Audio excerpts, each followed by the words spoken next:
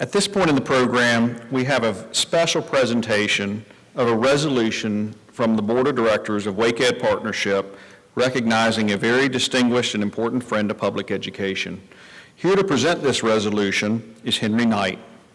Henry was the chair of the Wake County Board of Education from 1987 to 1989, and he is currently a member of Wake Ed's Leadership Council. Henry, thank you for presenting this resolution on behalf of Wake Ed Partnership.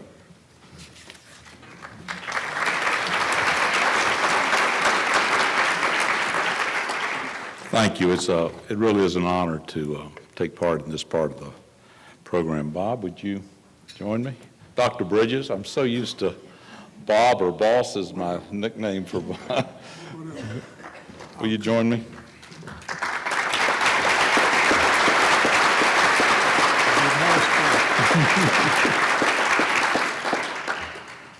Before I read the resolution, I suspect that each of us here tonight has a short list of men and women who have impacted our lives. Perhaps a teacher who has challenged us or encouraged us or given us new insights or served as a mentor, and who we feel truly blessed to know. I feel certain that Dr. Bridges is on many of your short lists as he is on mine.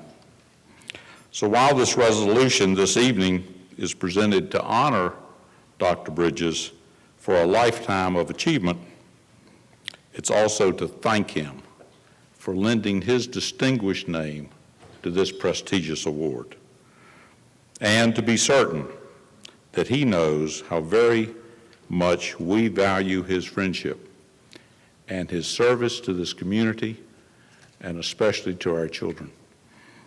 The resolution reads as follows. Bob, can you work through this? You gonna be okay? I'm fine so far. This is if you knew Dr. Bridges the way I know him, he is so humble, and this is not the type of thing that he wants done to recognize him, but nonetheless, we prevailed and talked him into it. Whereas Dr. Robert E. Bridges has spent his entire professional life in unselfish service to the Wake County Public School System and public education across North Carolina. Whereas Dr. Bridges always exemplifies qualities of grace, humility, encouragement, patience, and fairness during his lifetime of service and achievement. Whereas Dr. Bridges served in the role of teacher, principal, director, assistant superintendent, deputy superintendent, and was the first African-American superintendent of the Wake County Public School System. Whereas Dr. Bridges created and implemented the nationally recognized Community Helping Hands program. Whereas Dr. Bridges demonstrated professional management in rebuilding the Wake County Public School System with his rapport with the business community and the citizens of Wake County to successfully pass 2 school bond referendums totaling $95 million. Whereas Dr. Bridges created a professional development program for teachers, which led to recognition and financial rewards for outstanding teachers. Whereas Dr. Bridges established the Magnet Program Department as the integral part of the Wake County Public School System's instructional options, giving students and teachers and parents choices. Whereas Dr. Bridges led the innovation of ideas such as the creation of the model for dropout prevention and special programs for at-risk students. Whereas Dr. Bridges established the first year-round school in Wake County. Whereas Dr. Bridges' entire life of achievement and service has been unselfishly directed to assist both children and his colleagues to achieve to their highest potential, which is the essence of a great teacher, mentor, and leader. Therefore, be it resolved that the Wake Education Partnership hereby applauds Dr. Robert E. Bridges for his life of achievement and selfless service, and for the high bar he has set for others to achieve and to serve, and for his passion for helping all children to achieve and realize their full potential through public education. And be it further resolved that in Dr. Bridges' honor, the Wake Education Partnership Lifetime Achievement Award shall be officially renamed the Robert E. Bridges Lifetime Achievement Award, effective this date of October 12, 2016. Dr. Bridges.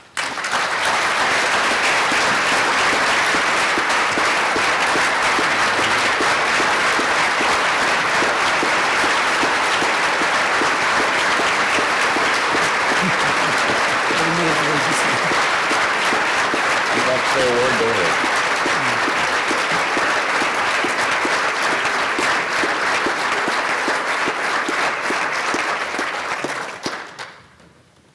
Just a couple of words, not many. It's special to receive awards. I've had numerous awards over my professional career. Not sure I earned all of them, but I got a lot of them. But I've never had an award with my name on it that's going to be repeatedly given to some deserving person. And that's very special. So for that, I thank the partnership and appreciate this very much. Now may I be excused?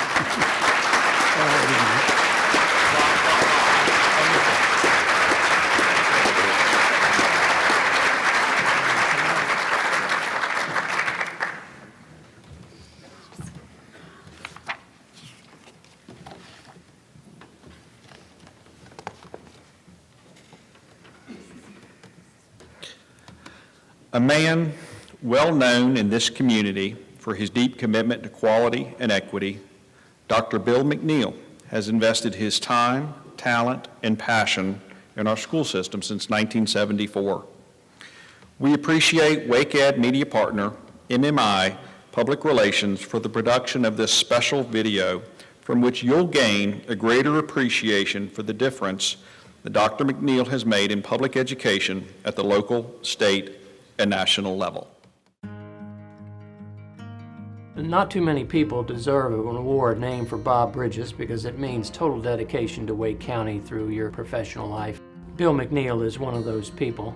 I think Bill should be honored with this award because of his lifetime dedication to bettering the lives of children and people that are involved in the education field. He's a very visible leader. Throughout his career, you would look up and see him in the schools. He would be in a classroom sitting with children and talking with children. He wanted to know what was going on in the buildings. You could also see him sitting in the stands on a Friday night at a basketball game. That meant a lot to those students. It meant a lot to their parents too. Everywhere you look, he's there. And when he's there, he always has something good to say. He has inspired teachers and young people to reach their absolute greatest potential. The county had an overwhelmingly tough goal set by the school board in 1998, and Bill was the point man for getting that done. Tremendous progress. By 2003, 91.2% of all 3rd and 8th graders at or above grade level in reading and math. He knew that his job was to make sure that every teacher, every principal, and every school had what they needed to do the very best work they could for every single child in our school system. The project was put in his lap to turn around an underachieving school, and Bill felt that his plan for doing that would need some corporate help. His leadership allowed him to get the support he needed. He brought in tutors, he did things that were in a plan to turn this school around, and 2 years later it was a great success. He rallied us around a goal. He coached us through some very tough times, and he nurtured our work so that we could be our best. When Bill and I wrote our book together, what I found about the book was really about Bill.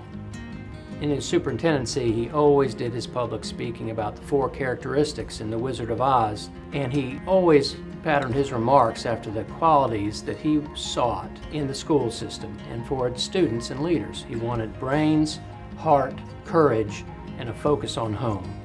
And when you think about Bill McNeil, those are the same 4 characteristics that are about his life. He's a smart man, he has courage to do the right thing, he has a big heart for children. Everything he did in his career was focused on making Wake County a better place for students and for people to live. He wanted all children to learn, and he truly believed that all children could be successful. Bill McNeil is that person who instills that level of courage and reminds us that we've got it within us. It was easy to identify Bill as a person that I could learn from. He had a clear vision of where he wanted to take the school system.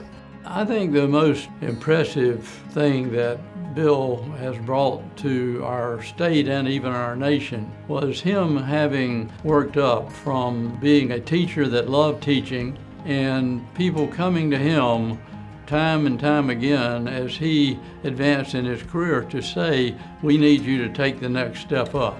Dr. McNeil's legacy is one of excellence. Bill has impacted Wake County, the state, and the region, and I would add to that, he's impacted public education nationally when he became the National Superintendent of the Year. So I think Bill's reach began in Wake County, but it goes far beyond. It goes across this nation, and for that we should all be grateful to Bill.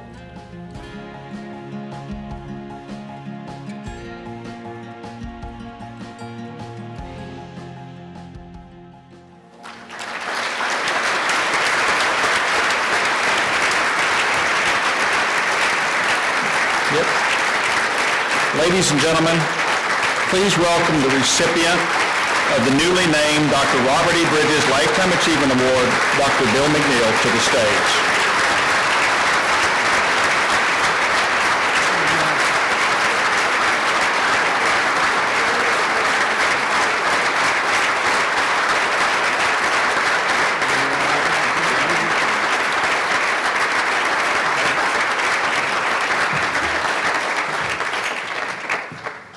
Well, Bill, here we are. Again. Again. Now, you know, of course, you wouldn't be here if I hadn't dragged you out of Martin Middle a few years ago. Yes, you did. Yeah, I came and I said, there are bigger things that you need to be doing. And you said, no, I don't think so. I was happy then. You were happy then. Yeah. Well, I'm very happy to present this to you. I guess I need to turn it right. Yeah, you got it. Stars of Education Wake Ed Partnership proudly presents the Dr. Robert E. Bridges Lifetime Achievement Award to Dr. Bill McNeil, October 12, 2016. Dr. Robert E. Bridges Lifetime Achievement Award. Okay, Bill, you got it. You got it.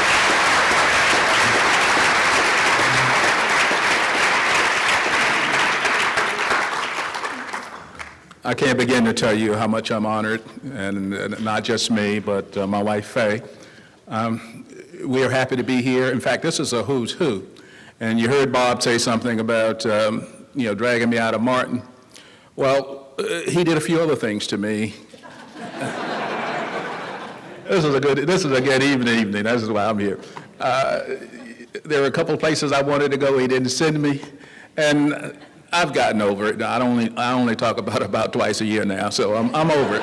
I'm dealing with it. But Bob is my mentor, and I have other mentors here. I saw Dr. Dudley Flood, James Maynard. There are lots of people who still contribute to my growth. The late Vernon Malone. Vernon was a mentor of mine. So when I looked at the recipients for the Hall of Fame, and I started going down the list, Oris Quarles, for example, or just still 2 articles I want to talk to you about.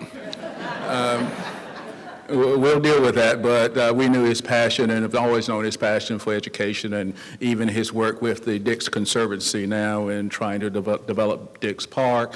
Wanda Denning, Wanda and I go way back from the time Fuquay, and Wanda bringing her leadership to the table and volunteering to do things, and Bob Catapano, obviously his great work over at Sanderson. What's interesting is actually I was giving Bob a lot of the secrets about what needed to be done, 103. I mean, a full-time superintendent, be able to get all of that done. And so when I think about the late Valerie Brown Child, Valerie was passionate about literacy for all children, passionate. The late Nancy Olson, when Tom and I finished the book, who extended a hand and said, come and have your book signing at Quail Ridge? Nancy Olson. So I can point to all those things, and obviously the infamous Richard Murphy. Richard Murphy was just a great friend. So I am honored and humbled, but I am humbled because of the administrators and the teachers and the students and all of the people, the staff, the community, the business leaders, all rallied around this school district. And they've contributed to what we know today as the Wake County Public School System, a system of excellence. In fact, I'll have to confess, you actually made me look better than I actually was.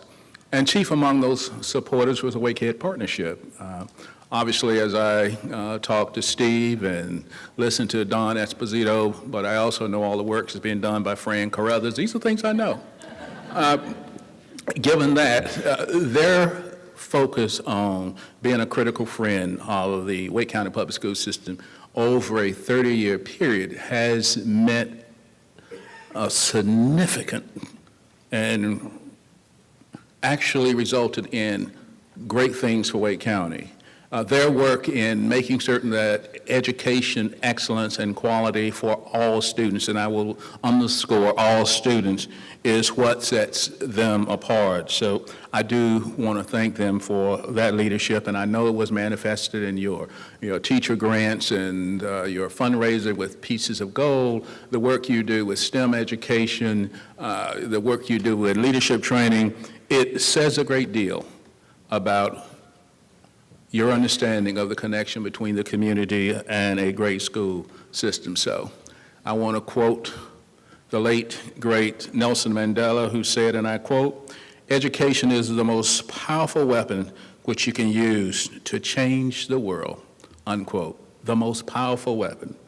So when I look at the world and I look at the nation and I look at our state, and we see the seeds of unrest and divisiveness, a core reason, when I put my finger on it, leads us to poverty, and ultimately poverty leads to race and class divisions. A significant way to bridge the divide happens to be education. So a forward-thinking community like Wake County figured it out, merged its schools years ago, city and county, decided to create magnet schools to create competition within the district, create other options with year-round schools, then kind of circle all of that with an achievement goal, an academic goal that talked about 95% of the kids at above grade level by 2003, one single goal driving the school district, and having the courage to look at the schools and determine that race and poverty does make a difference in trying to balance the schools that way. I think that's historic. I think that's the reason why we have a community that's ranked as a #1 community. I think all of those things have contributed to the excellence that we call Wake County. So that is the reason why this day, this time, this place, we can celebrate excellence. So it's not accidental that we have schools that are blue ribbon schools. It's not accidental that we have schools that are magnet schools of excellence. It's not accidental that we have nationally one of the largest group of nationally board certified teachers in the nation.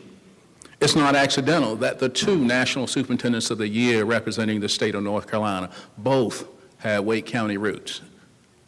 Mark Edwards, who was a director in Wake County before he was superintendent in Morrisville City, and myself, Wake County roots. It's a district of excellence. So as a retiree, which I think I am, and I look back, it really is about relationships. I'm often asked, do you miss your old role as superintendent, there are things I do miss. I miss the interaction with students. I used to drive around Wake County and say, these are my children. I don't care if they went to charter school, private school, wherever they went to school. If I drove around, they were my children. And you'll appreciate this. I'm in a barbershop one day, and this little 6 or 7-year-old kid he's tearing the place up, running up and down that aisle. His dad was getting a haircut. Obviously, he wasn't listening to dad. So I called him over, and I said, what's your name? He told me. I said, where you go to school? He told me. Well, I had all of the principal's phone numbers in my phone. So I called up his principal. And that was Norma Hayward. And I said, Norma, we have one of your students here. And I proceeded to inform her the problem. And then I called him over and said, someone wants to talk to you. When she was done, he sat down.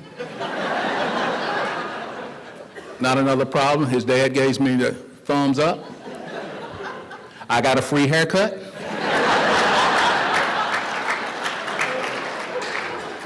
Life is good. But those are my students. In fact, one of them's here tonight. I'm not going to call on her because when I see her, I tell her to tell everyone that we were in school together. And so she has consented to do that. I miss the teachers, and I think about the teacher at Apex Middle School, no, Apex High School. I went in Apex High School one day. I used to ride around, visit schools, me alone. And I never wanted the principals to give me a guided tour. I didn't need that. I wanted to just wander around the school, and so I wandered in her room. Great teacher teaching a great lesson in art, and I'm in there and I'm really enthused about what I'm seeing, what I'm hearing. And about 10 minutes into the lesson, she looks up and pays attention to me. So she comes over and she says, may I help you? Superintendent of schools. I said, I'm Bill McNeil. So she looked at me with a puzzled look on her face. She said, who's Bill McNeil?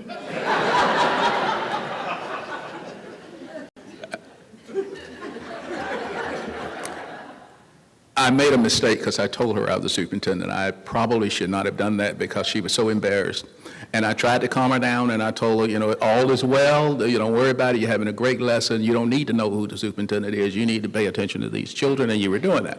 So I go back down to the office. By the time I get in the office, I could hear the intercom, and I could hear her, apologize. I'm embarrassed at school. Who knows? He's going to probably fire me. And I told the principal, calm her down. And when I got back to the office, I sent her flowers. And it was under control. So I do miss that. I miss the community leaders and the partnership and working in the community. And I miss members of the school board.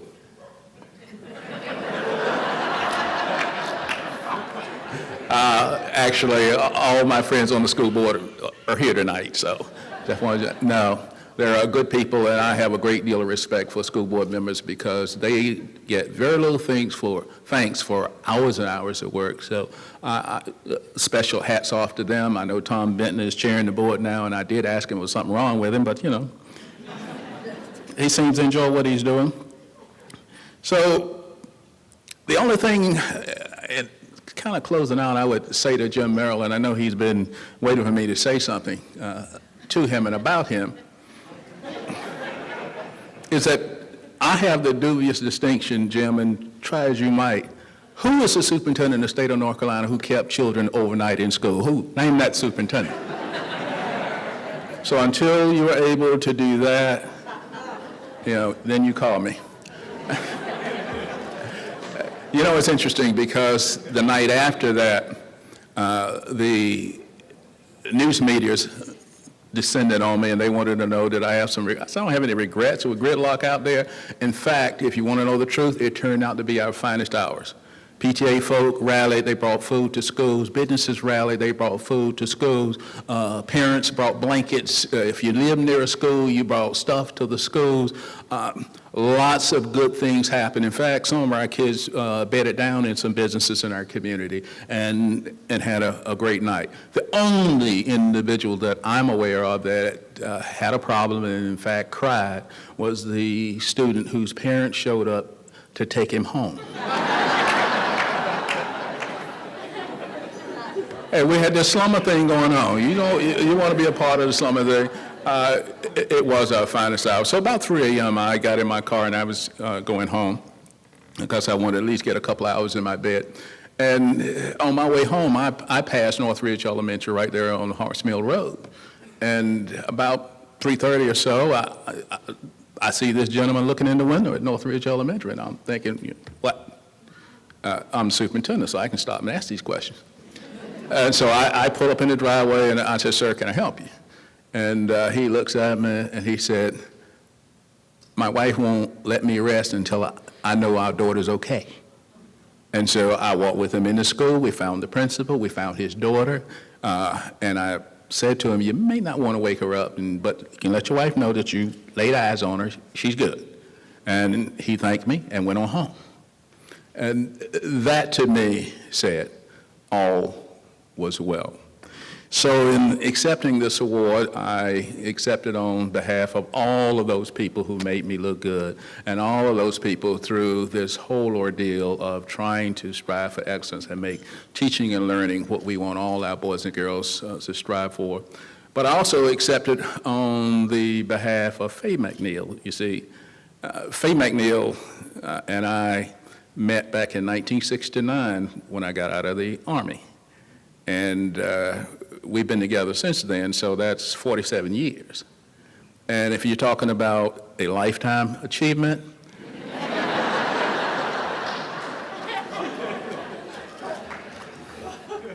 she has been trying to make me presentable to the public for a long time. Her work is not done, but here we are, 2 daughters, 2 son-in-laws that we like, 4 grandchildren later, ages 6 through 9, and I get my greatest joy these days not from the name Superintendent McNeil, but from the name Papa. Thank you.